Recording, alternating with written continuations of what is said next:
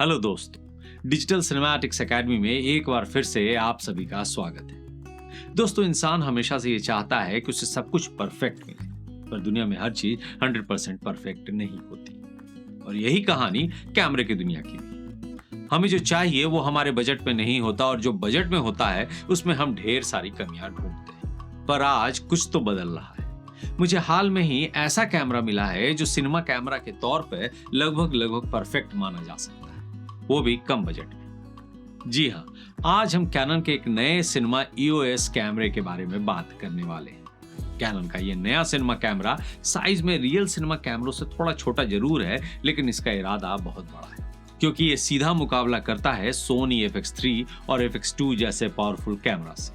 और ये है कैनन का C50। तो इस वीडियो में हम जानेंगे कि C50 कैसा परफॉर्म करता है, कैसा है इसका नया 7 के सेंसर, और क्या ये कैमरा आपके अगले प्रोजेक्ट के लिए वाकई वर्थ है। चलिए हम आगे की कहानी शुरू करें। उससे पहले प्लीज नीचे जाकर बेल आइकन को प्रेस कर दें और हमारे चैनल को सब्सक्राइब कर लें, ताकि आपको हमारे अपडेट सही समय पर मिल सके। दोस्तों, मेरे साथ इस कैमरे की कहानी कुछ दिन पहले शुरू हुई, जब मैंने कैनन से C50 का डेमो मांगा। मैं चाहता था कि आपको इसे इस्तेमाल करके बता सकूं कि ये लेने लायक है या नहीं। कैनन ने मेरी रिक्वेस्ट मान ली और हमें यह कैमरा सिर्फ 2 दिनों के लिए टेस्टिंग के लिए दिया। पर एक बात आपको पहले बता दूं कि भले कैनन ने यह कैमरा हमें टेस्ट करने के लिए दिया है, पर वो ना तो इस वीडियो के स्पॉन्सर हैं और न ही उन्होंने हमें अपनी झूठी तारीफ करने को कहा है। सबसे पहले मैं इसकी बॉडी के बारे में बता दूं। इसका एर्गोनॉमिक्स बाकी सिनेमा कैमरों से काफी बेहतर है। मतलब ये एक full frame 7K cinema camera है, जिसमें 12-बिट 422 colour with in body cinema raw recording मौजूद है। इसमें लंबे समय तक बिना रुके रिकॉर्ड करने के लिए कूलिंग फैन दिए गए हैं, जिसमें 2 साइडेड वेंट है। साथ में XLR हैंडल है, जिसमें इंडस्ट्री स्टैंडर्ड ऑडियो इनपुट की सुविधा दी गई है, जिससे आप डायरेक्टली प्रोफेशनल माइक्स कनेक्ट कर सकते हैं। इस हैंडल पर रिकॉर्ड बटन, जूम रॉकर और कोल्ड शू भी दिए गए हैं, जिससे ये एक परफेक्ट हैंडहेल्ड सेटअप बनता है। और हाँ, फिल्म कैमरे के लिए सबसे जरूरी चीज, एक टाइम कोड पोर्ट भी दिया गया है। और यही एक वो वजह है जिसे मुझे उम्मीद है कि नेटफ्लिक्स जल्दी ही इसे अपने कैमरा सिस्टम में शामिल कर लेगा। इसके अलावा इसमें फुल साइज HDMI पोर्ट है, कनेक्टिविटी और पावर के लिए USB-C पोर्ट है। इसके साथ माइक, हेडफोन और रिमोट की भी सुविधा है। 3 इंचेस का आर्टिकुलेटेड स्क्रीन है, जिसमें ब्राइट डे लाइट में भी काम करने में आसानी होती है। As any other film cameras, इसमें भी मेनू के अलावा कई बटन्स दिए गए हैं, जिस पर आप अपनी सुविधा के हिसाब से कोई भी एक्शन असाइन कर सकते हैं। 3 रिकॉर्डिंग बटन्स दिए गए हैं, एक सामने, एक कैमरे के अपर राइट हैंड साइड में और तीसरा XLR पर। अगर आप इसके वेट यानी वजन की बात करें तो दोस्तों, कैनन C50 की बॉडी का वजन सिर्फ 665 ग्राम है, जबकि इसमें XLR handle, mic holder, battery और कार्ड जैसे एक्सेसरीज लगा दें तो इसका वजन लगभग 800-900 ग्राम या 1 किलो के आसपास हो जाता है। मतलब ये काफी हल्का है और आप लंबे समय तक हैंडहेल्ड इस्तेमाल कर सकते हैं। अब मीडिया की बात करें तो कैनन EOS C50 में 2 तरह के मेमोरी कार्ड स्लॉट होते हैं, एक CF Express Type B card के लिए और एक SD कार्ड के लिए। Camera CF Express 2.0 Type B card को सपोर्ट करता है। ये कार्ड स्लॉट 7K रॉ जैसे उच्च गुणवत्ता वाली रिकॉर्डिंग के लिए मुख्य स्लॉट है। इसके अलावा SD कार्ड स्लॉट का उपयोग सब रिकॉर्डिंग और प्रॉक्सी फाइल्स के लिए किया जाता है, जो एडिटिंग वर्कफ्लो को और भी इजी बना देता है। अब दोस्तों, यहाँ मेरी कैनन से एक रिक्वेस्ट है कि प्लीज आप ब्लैकमैजिक और पैनासोनिक जैसे SSD कार्ड पर भी रिकॉर्डिंग की सुविधा दें, जिससे हम कम पैसों में ज्यादा रिकॉर्डिंग स्पेस अवेल कर सकें और फिल्मों में सहूलियत हो सके। दोस्तों, कार्ड लगाने के बाद मैंने सबसे पहले मेन्यू में जाकर अपने हिसाब से सिनेमा सेटिंग कर ली। मैंने कैमरे को C-Log 2 पर सेट किया, फिर सेंसर मोड में जाकर फुल फ्रेम 3:2 यानी ओपन गेट सिलेक्ट किया और मेन रिकॉर्डिंग फॉर्मेट में जाकर रॉ SD किया। फ्रेम रेट 25 था, जो मेरे लिए सही था। आपको बता दूं कि रॉ फाइल्स सिर्फ CF Express कार्ड में ही रिकॉर्ड होगी। और अंत में रिकॉर्डिंग मोड में जाकर नॉर्मल रिकॉर्डिंग को सिलेक्ट किया। दोस्तों, यहां से आप स्लो मोशन और फास्ट वगैरह भी सिलेक्ट कर सकते हैं। आप चाहें तो सेकंड कार्ड में प्रॉक्सी फाइल भी रियल टाइम के साथ शूट कर सकते हैं, जिसके लिए मेनू में सेकंड कार्ड रिकॉर्डिंग फंक्शन में जाकर आप अपना फॉर्मेट और रेजोल्यूशन सिलेक्ट कर सकते हैं। इतनी सेटिंग करने के बाद मैंने इस पर एक एक्सटर्नल मॉनिटर लगाया, ताकि मुझको विजुअल्स देखने में आसानी हो। दोस्तों, जब मैंने अपना निंजा एटोमॉस इस पर लगाने की कोशिश की तो मुझको काफी समस्या आई। शायद मुझे इस पर कोई ऊंचा हॉट शू माउंट अडेप्टर लगाना होगा, जिससे मुझे बूम माइक को भी लगाने में सहूलियत मिलेगी। फिलहाल या तो मैं मॉनिटर लगाऊं या फिर माइक की एक समस्या लग रही है। ऐसे एक थ्रेड होल बीच में दिया गया है, पर उसमें कुछ भी माउंट करने से हैंडल को आप उतनी अच्छी तरह से नहीं पकड़ सकते, जिससे बेहतर बैलेंस मिले। हाँ, अगर बूम पोल में बूम माइक लगाकर फिल्म की शूटिंग करनी है तो ये दिक्कत नहीं है। फिर कैमरे को इस्तेमाल करने से पहले मैंने अपनी सहूलियत के लिए वेव फॉर्म ऑन कर लिया, ताकि एक्सपोजर का ध्यान रख सकूं, और फोकस चेक करने के लिए फोकस पिकिंग भी ऑन कर लिया। दोस्तों, आपको मैं इसलिए ये सब बता रहा हूं क्योंकि इस सेटिंग से आप भी इस कैमरे से बेहतर ढंग से शूट कर सकते हैं। तो सारी सेटिंग हो गई और हमने सबसे पहले क्या चेक करने का डिसाइड किया, वो था कैमरे का ऑटो फोकस। चलिए आपको कुछ एंटरटेन किया जाए। देखिए, मैंने यहाँ हर तरीके से खुद को कैमरे के ऑटो फोकस से बचाने की कोशिश की, पर उसने हमेशा मुझे ट्रैक कर लिया। तो लगभग अभी मुझको ऑटो फोकस 100 आउट ऑफ 100 तो लग ही रहा है, यानी परफेक्ट है।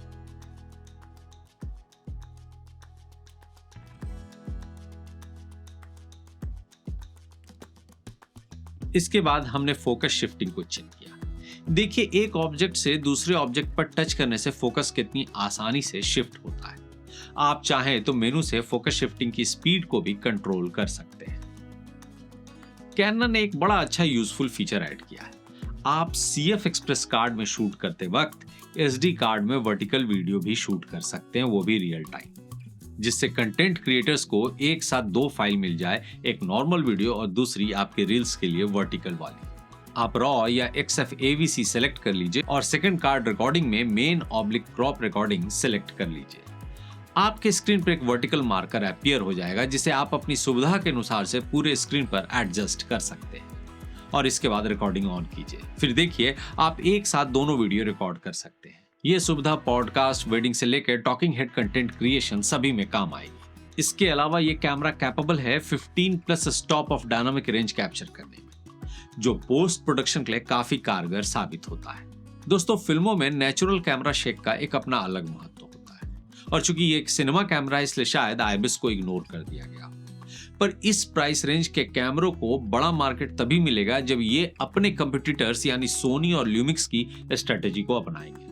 देखिए, एक solo film maker, blogger, content creator या सबसे महत्वपूर्ण वेडिंग फोटोग्राफर हमेशा से IBIS यानी अच्छे इमेज स्टेबलाइजेशन को प्रायोरिटी लिस्ट पर रखते आए। उनका काम इस पर डिपेंड करता है, और कैनन का इतने अच्छे फीचर वाले इस कैमरे में ये न देना एक गलती साबित हो सकती है। इन सब के बावजूद हमने सोचा चलो एक बार इसे रन और गन सिचुएशन में टेस्ट किया जाए। सच कहूं तो IBIS नहीं होने के बावजूद ये कोई बुरा रिजल्ट नहीं दे रहा था, पर अगर मेरी बात पूछेंगे तो एक फिल्म मेकर के तौर पर मुझे ये स्टेबलाइजेशन अच्छा लगा। तभी हमें पता चला कि इसमें डिजिटल इमेज स्टेबलाइजेशन भी मौजूद है। हमने इस्तेमाल किया और रिजल्ट काफी स्मूथ और बेटर था। सबसे अच्छी बात कि हमें रोलिंग शटर भी बहुत कम देखने को मिला। दरअसल इसका कारण है कि Canon C50 का sensor readout speed full frame mode में करीब 18 मिलीसेकंड का रीडआउट देता है, जिसकी वजह से रोलिंग शटर बहुत कम हो जाता है और फास्ट मोशन में भी इमेज रैपिंग मिनिमल रहती है। आप देखिए, आपको भी रोलिंग शटर ना के बराबर दिखेगा। अब मैंने सोचा कि जब मैं फिल्म कैमरे को इस्तेमाल कर रहा हूं तो लेंस ये फोटोग्राफर्स वाली क्यों यूज करूं। इसके लिए मैंने फैसला किया कि कल मैं सिनेमैटिक शूट के लिए सिनेमा लेंसेज का इस्तेमाल करूंगा। मैंने अपने सिनेमा लेंस सेट से सैमयंग का सिने लेंस निकाला, जो EF माउंट था। उसमें RF to EF कन्वर्टर लगाया, कैमरे में स्मॉल रिग का V माउंट अडेप्टर लगाकर V माउंट की एक छोटी बैटरी लगाई। स्क्रीन पर कैमरा में बैटरी की जगह PD लिखने लगा। अगले दिन सुबह हम सभी को स्टारबक्स कैफे में मिलना था। थैंक्स स्टारबक्स का, जिन्होंने हमें अपने कैफे में शूट करने की इजाजत दी। टीम ने कैमरा सेट किया, मॉनिटर माउंट किया और लेंस के लिए 35mm 1.4 सैमयंग सिने लेंस को सिलेक्ट किया। दोस्तों, Canon C50 की एक खास बात मैंने देखी कि एक third party non IS cine lens होने के बावजूद कैमरा काफी स्टेबल था। सारे शॉट हैंडहेल्ड थे और शेक बिल्कुल सिनेमैटिक ही था। हमने ओपन गेट, C-Log2 और रॉ में शूट किया। दोस्तों, कलर टोन की बात करें तो C50 में स्किन टोन क्रीमी और ऑर्गेनिक लगते हैं, जो सिनेमैटिक डेप्थ रिटेन भी करते हैं। Straight out of the camera footage में भी कलर टोन बहुत प्लीजिंग है। ये आपको बैलेंस्ड कंट्रास्ट और सिनेमैटिक रोल ऑफ डेटा देता है। तो शूटिंग के दौरान अचानक मुझे एहसास हुआ कि मेरे हाथों में सिर्फ एक सिनेमा कैमरा ही नहीं है, बल्कि स्विच बदलते ही ये एक प्रोफेशनल ग्रेड स्टिल कैमरे में बदल सकता है। फोटो मोड में कैनन C50 32 मेगापिक्सल की फोटोज कैप्चर कर सकता है और हाई स्पीड कंटिन्यूअस मोड में 40 फ्रेम प्रति सेकंड तक शूट करता है। इसका अर्थ यह है कि आप कैनन C50 से कहीं भी कभी भी वीडियो के साथ साथ प्रोफेशनल फोटोज भी लेने के कैपेबल हैं। पूरी शेड्यूल की लास्ट शॉट हमने चलती कार में शूट की, पर ओपन गेट होने के कारण मेरे पास पोस्ट में विजुअल्स को स्टेबलाइज करने का पूरा स्पेस था और फिर कैमरा जो रिजल्ट दे रहा था वो भी मेरे लिए काफी सेटिस्फैक्टरी था।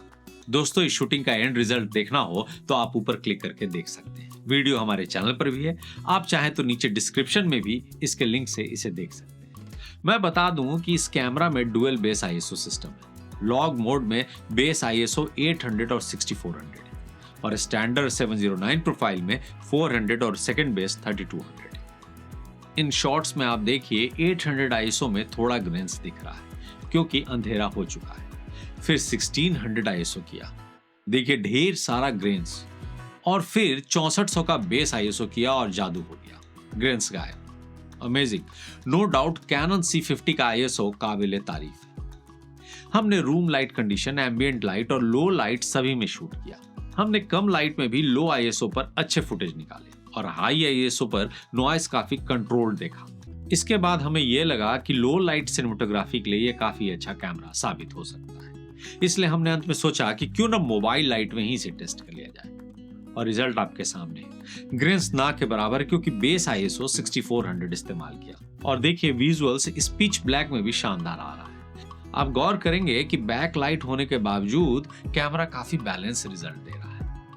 दोस्तों, स्लो मोशन की बात करें तो हाई फ्रेम रेट के लवर्स के लिए खुशखबरी है कि आप 7K 16:9 में 60 FPS तक शूट कर सकते हैं और 2.5K सुपर 16 मोड में 120 FPS तक शूट कर सकते हैं, मतलब क्रॉप का झंझट नहीं है। अब आखिर में ये सवाल है कि क्या कैनन C50 आपकी नेक्स्ट शॉर्ट फिल्म या कॉमर्शियल के लिए सही चॉइस है? अगर आप चाहते हैं एक लाइट वेट सिनेमा कैमरा जो आपको देता है एक शानदार colour science, 7K detail, raw recording और सॉलिड ऑटो फोकस, तो Canon C50 deserve your attention. मेरा यकीन है कि इस कैमरे में जो सिनेमैटिक फ्लेक्सिबिलिटी है वो इसे कॉम्पैक्ट सिनेमा कैमरास के रेस में एक सीरियस कंटेंडर बना सकता है। भारतीय बाजार में लगभग 2,90,000 में ये कैमरा आ रहा है, जो इसके कंपटीटर सोनी FX3 से बहुत कम है, और ये सोनी के लिए खतरनाक चेतावनी साबित हो सकती है, क्योंकि अगर FX2 से इसका कंपैरिजन करें तो स्लो मोशन में ये उसको कहीं पीछे छोड़ देगा।